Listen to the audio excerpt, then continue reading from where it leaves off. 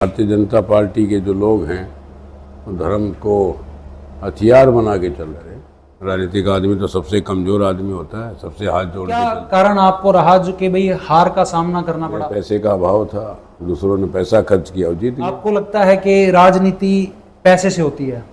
नहीं, ऐसा भी नहीं। हरियाणा में पैसे से नहीं है। अगर धर्म नहीं रहेगा, सनातन नहीं रहेगा तो कौन बताएगा क्या रिश्तेदारी का संबंध, भाई बहन का क्या। गांधी जी से ज्यादा कौन मानता होगा धर्म को? जी। रघुपति राघव राजा राम वंदे मातरम।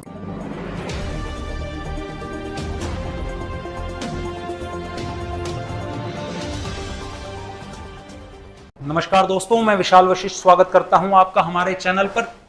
दोस्तों, आज एक राजनीतिक व्यक्ति से आपको मिलवाऊंगा जिनके नाम के पीछे लगता है ब्रह्मचारी।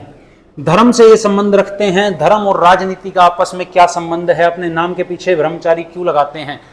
पांडु पिंडारा हरियाणा की एक जो है पिंडदान का तीर्थ स्थल है। यहां से एक व्यक्ति उठा और हरिद्वार कैसे वो पहुंच गए और कैसे उनकी यात्रा रही, आज की युवा पीढ़ी और देश के बारे में उनके क्या विचार हैं, आप तक पहुंचाएंगे। दोस्तों, ज्यादा समय आपका ना लेते हुए आइए मुलाकात करवाता हूं सतपाल ब्रह्मचारी जी से। तो दोस्तों, मेरे साथ मौजूद हैं पंडित जी सतपाल ब्रह्मचारी जी। महाराज जी नमस्कार। नमस्कार भैया।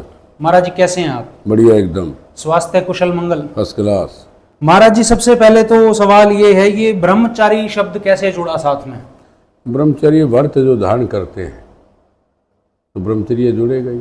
ये बचपन से ही आप ब्रह्मचर्य पे चले? हाँ, बचपन से। तो महाराज जी, कुछ ऐसा था जैसे नाथ संप्रदाय में होता है, बच्चे जो हैं दान दे देते हैं लोग अपने? हमारी संस्था में ऐसा नहीं है।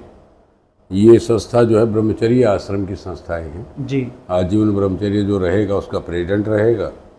और हम जोशी मठ जो हमारे शंकराचार्य हैं, जगतगुरु ज्योतिष पीठ से हम लोग संबंधित हैं।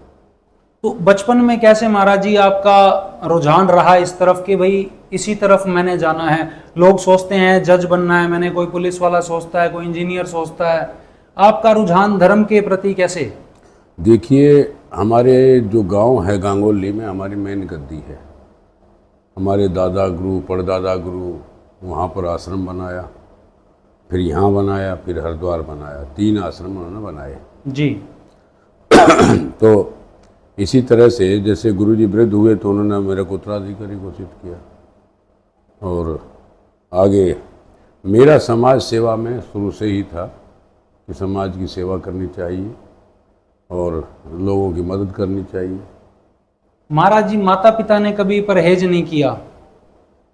माता पिता दोनों से ऊपर चले गए। उस समय पर चले गए थे? उस समय पर किया तो मैंने थोड़ी बताना था मैं शादी नहीं करूंगा। ये तो कारण है, मैं शादी नहीं की और क्या। अच्छा। ब्रह्मचर्य का मतलब आजीवन ब्रह्मचर्य रहना, गृहस्थ से दूर रहना। तो महाराज जी, भाई बहन कितने थे आपके? 8 हैं। 8 भाई बहन हैं आप। तो महाराज जी, आजकल तो एक हम दो हमारे दो वाला जो है नारा है, तो उस पर देखिए, हम तो पैदा हुए नहीं, वो तो हमारे माता पिता को देखना चाहिए था भाई। उस समय तो जमाना था नहीं ना। 12-12 बच्चे, 8-8 बच्चे, 7-7 बच्चे, सब ऐसे ही थे। महाराज जी, और आज की युवा पीढ़ी को क्या संदेश देते हैं? क्या 8 बच्चों का संदेश देते हैं या इसी हम दो हमारे दो वाले पे चलने के लिए कहते हैं? अब तो ये होना चाहिए हम दो हमारे दो। भारत की जनसंख्या की अगर मैं बात करूं, अगर धार्मिक दृष्टिकोण से भी देखूं मैं, तो एक बहुत बड़ा नाम भारत का, हिंदुस्तान का रहता है। और लेकिन आज के समय में महाराज जी जनसंख्या इतनी बढ़ गई है, 150 करोड़ के लगभग हम हो गए हैं। तो क्या आपको लगता है कि ये एक इम्पैक्ट डालेगा नेगेटिवली? तो मेरा जो तक मानना है, जब से दवाइयाँ आई, डॉक्टर आए, हॉस्पिटल खुले, सुविधाएं हुई, मृत्यु दर कम हो गई है जी। पहले आधे तो पैदा होते ही मर जाते थे दवाई के अभाव में। जो जरूरत की आवश्यकताएं थी वो नहीं मिल पाती थी। महाराज जी, बीमारियां भी उस हिसाब से बढ़ गई? बीमारी बढ़ी कहाँ है? बीमारी अभी एक आई थी कोरोना की, वो चली गई। पहले जो था उस हिसाब से चेचक की भी एक महामारी महाराज जी रही। हाँ, बिल्कुल। आजकल एड्स भी है, कैंसर भी है, तरह तरह की महाराज जी बीमारियां हैं। तो खान पान से, आजकल खान पान ऐसा ही, इसलिए बीमारी हो जाती है। आप क्या संदेश मैं चाहूंगा आप दें युवा पीढ़ी को, क्योंकि आपका एक उम्र का तजुर्बा नहीं है, आपका एक्सपीरियंस एक धार्मिक दृष्टिकोण से भी है, आश्रम भी आपने 2 चला रखे हैं।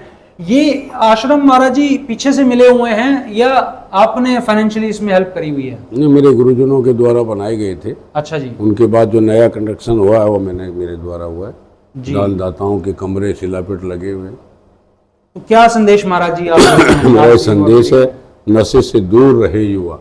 जी।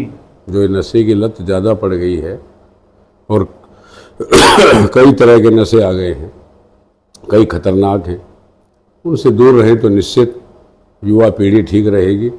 लेकिन पता नहीं क्या कारण है, बड़े बड़े शिक्षा केंद्रों में नशे की लत देखी जा सकती है। खुले लड़के लड़कियां सिगरेट पीते हैं, लेकिन मैं उनसे कहना चाहूँगा अपनी बहन और भाइयों से कि वे नशे से दूर रहें तो जीवन ठीक रहेगा और आगे तरक्की भी करेंगे। महाराज जी, हरियाणा के साथ एक हुक्के का संबंध जोड़ा जाता है और हरिद्वार में भी आपके आश्रम हैं, तो वहाँ घाटों पर भी हुक्का देखा जाता है। उस संबंध में आप क्या कहते हैं? देखिए, धार्मिक स्थल पे तो ठीक नहीं है, लेकिन ये हरियाणा की संस्कृति है हुक्का। कोई भी पंचायत हो, कोई भी 10 हमारे बुजुर्ग बैठे हैं, लेकिन उसमें नशा नहीं है। वो तम्बाकू खेत में पैदा किया हुआ तम्बाकू है, गुड़ उसमें डाल के वो पीते हैं। आप उसे सही मानते हैं? नहीं, मैं तो सही ना मानना मेरे उसकी बात नहीं है, लेकिन ये संस्कृति को मान लिया कि हरियाणा में जहाँ हुक्का होगा वहाँ पंचायत होंगी, बैठेंगे। महाराज जी, कुछ लोग कहते हैं कि मुगलों की देन भी जो है हुक्का है, भारतीय संस्कृति नहीं। मुझे जानकारी नहीं है। नहीं, वो जो उनसे जो कह रहे हैं उनसे पूछना चाहिए था आपने। जी महाराज जी, एक आजकल जो है ट्रेंड भी चल गया है कि बाबा जो हैं वो राजनीति में इंटरफेयर करने लगे हैं। आज से थोड़ी है, बाबा शुरू से ही है। जी। चाणक्य का नाम सुना होगा और सुना होगा, बहुत लोग महात्मा रहे हैं। जी, लेकिन अब वो इन्वॉल्वमेंट ज्यादा सोशल मीडिया के कारण महाराज जी दिखने लगा है, या आपकी अपनी कोई उस पर राय है? नहीं, अच्छा है, महात्मा आएंगे तो कम से कम संस्कार तो देंगे, भारतीय संस्कृति की बात करेंगे, कोई बुराई थोड़ी है। तो महाराज जी, अब सरकारी नौकरी के पीछे भी लोग भाग रहे हैं। सरकारी नौकरी कहाँ है? सरकार ने तो बंद कर दी है सब। और कुछ लोग महाराज जी विदेश भी जाते हैं, तो दोनों में एक पलायन है। पहले लोग जो हैं, जैसे नालंदा विश्वविद्यालय, अगर जैसे चाणक्य का आपने नाम लिया, जब यहाँ रोजगार नहीं मिलेगा तो विदेश में जाएंगे ही। अच्छा पैसा मिलेगा, अच्छी शिक्षा मिलती है, अच्छे जो विद्वान डॉक्टर्स थे या जो क्रीम भारत का है वो भारत की तरफ जाता है कि वहाँ बढ़ने को भी चांस है और आगे पैसा भी ठीक ठाक मिलता है। महाराज जी, ऐसा नहीं होना चाहिए कि इंसान अपनी सोच को बदले, बशर्ते कि मैं अपने देश के लिए कुछ करूं तो शायद वो बाहर ना जाएं। आप इस पर क्या राय रखते हैं? देश के लिए भी काफ़ी किया है, बहुत विद्वान हैं, हमारे साइंटिस्ट हैं, डॉक्टर हैं, इंजीनियर हैं, तो बहुत लोग हैं, अच्छा काम कर रहे हैं। महाराज जी, धर्म को क्या मानते हैं आप अपने दृष्टिकोण से? भाई, मैं सनातन धर्मी हूँ, सनातन धर्म को मानने वाला हूँ। सनातन धर्म एक ऐसा है, सब धर्मों का सम्मान करता है। सिर्फ सनातन ही? हमारे प्रेसिडेंट रहे एपीजे अब्दुल कलाम साहब, उस बारे में क्या राय आप रखते हैं? बहुत बढ़िया विद्वान आदमी थे वो, गीता का भी सम्मान करते थे, गीता पढ़ते थे और माँ गंगा का सम्मान करते थे, सभी जो भारतीय संस्कृति है उसका पालन करते थे। लेकिन आज जो है एक हिंदू वर्सेस मुसलमान वाली जो चीज है वो बढ़ती हुई नजर आती है, उस पर आप क्या कहते हैं? कहना क्या है, तो सिर्फ एक पार्टी विशेष से क्या इसका संबंध महाराज जी है, या लोगों के अंदर ऐसी भावना भर दी गई है? नहीं, लोगों के नहीं, कुछ ज़्यादा दिखावा भी है। कुछ लोग सोच रहे थे भाई दूसरी पार्टियों ने धर्म को कम माना, ऐसा नहीं था। अब धर्म को मानने वाले सारे लोग थे, गांधी जी से ज़्यादा कौन मानता होगा धर्म को? जी। रघुपति राघव, राजा राम, वंदे मातरम, सब उन्हीं की देन है सब। जी, लेकिन इस्लाम एक बढ़ता हुआ धर्म है। अगर हम ओवरऑल बात करें पूरी धरती पर, तो सबसे तेजी से बढ़ता हुआ एक धर्म इस्लाम ग्रोथ कर रहा है इस वक्त में। और सनातन की अगर हम इंडिया में बात कर रहे हैं तो एक द्वेष भी उस चीज को लेकर के है, उस पर आप क्या कहते हैं? अलग अलग मत हैं लोगों के। क्या उसमें जाना चाहिए युवा पीढ़ी को? भाई, अपने धर्म के प्रति, धर्म ही तो दिखाएगा मेरे माँ बाप हैं, ये संस्कार हैं। अगर धर्म नहीं रहेगा, सनातन नहीं रहेगा, तो कौन बताएगा क्या रिश्तेदारी का संबंध, भाई बहन का क्या संबंध है, मामा फूफी का क्या संबंध है, तो सारा ये तो दिखाता है सनातन। महाराज जी, फिर एक समय ऐसा नहीं आएगा कि अगर कोई सनातनी है तो सनातनी उसको वोट दे रहा है और जो गैर सनातनी है वो गैर सनातनी को वोट दे रहा है? नहीं, ऐसा नहीं है।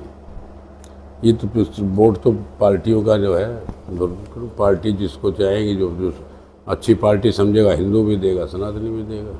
हरिद्वार में महाराज जी किस नाम से आश्रम है हमारे? मैं चाहूंगा आप जनता जनार्दन को बताएं। हमारा श्री थानाराम अन्न क्षेत्र है, 150 साल पुराना आश्रम है। हरियाणा का सबसे प्राचीन आश्रम है हरिद्वार में जी।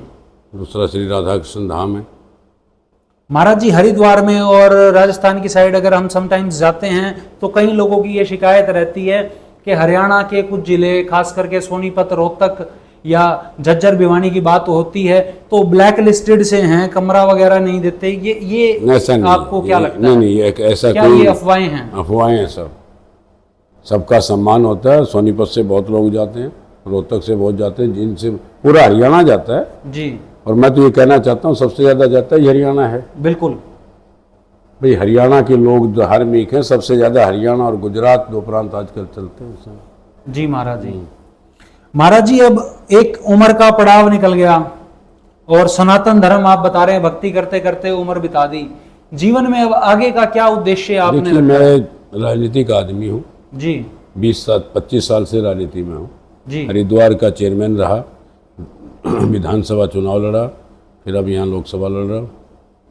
तो महाराज जी वहां पर एक हार कारण बनी, उसका क्या कारण आपको रहा जो कि भाई हार का सामना करना पड़ा? हार का कारण कई कारण थे, मैनेजमेंट सही नहीं हो पाया। और अगर हम सनातन की बात करें, जैसे आप बता रहे हैं ब्रह्मचारी आपने लगाया है नाम के आगे और बचपन से ही रहे हैं और काम वासना का त्याग कर दिया आपने, गृहस्थ का त्याग कर दिया, सब कुछ त्याग कर कर धर्म की ओर जो है आप निष्ठा से चले और फिर भी धर्म नगरी में एक हार का सामना करना पड़ता है। उसमें तो वहाँ से दूसरे भी लोग थे भाई लड़ने वाले। मेरे पैसे का अभाव था, दूसरों ने पैसा खर्च किया और जीत गए। आपको लगता है कि राजनीति पैसे से होती है? नहीं, ऐसा भी नहीं, हरियाणा में पैसे से नहीं है, वहाँ पैसे से थी जी। आज के समय में आपको क्या लगता है? आज के समय में ठीक है, काम करने वाले लोग आगे आएंगे तो भारत में ठीक होगा। पढ़े लिखे नौजवान आगे आ रहे हैं अब राजनीति में भी और हर काम में। एक महाराज जी राजनीति से हट करके एक आम आदमी की तरह अगर बात करूं तो मैं ये मेरे लिए ऐसा होगा कि एक जो उम्र दराज व्यक्ति है और धर्म के प्रति समर्पित है, मेरे लिए भी ज्ञानवर्धक होगा और जो जनता देख रही है उनके लिए भी। 5 साल बाद एक नेता होता है, उसकी पेंशन लग जाती है और उसका रुतबा हो जाता है एक्स MLA या एक्स MP और ये कल्चर एक बड़ा पुराना चलता हुआ आ रहा है। महाराज जी, क्या आपको ऐसा नहीं लगता ये चीजें बंद होनी चाहिए? नहीं, ऐसा कुछ नहीं है। एक नेता रहता है तो धौंस जमाते हैं लोग। ना, कोई धौंस नहीं जमाता राजनीति में, ऐसी बात नहीं है जो आप कह रहे हैं। राजनीतिक आदमी तो सबसे कमजोर आदमी होता है, सबसे हाथ जोड़ के चलता है, जनसेवक की तरह काम करता है कोई भी राजनीति को। तो महाराज जी कुछ जो होते हैं केसेस लगे हुए हैं लोगों पे, पता नहीं, मुझे जानकारी नहीं भाई। अब जरा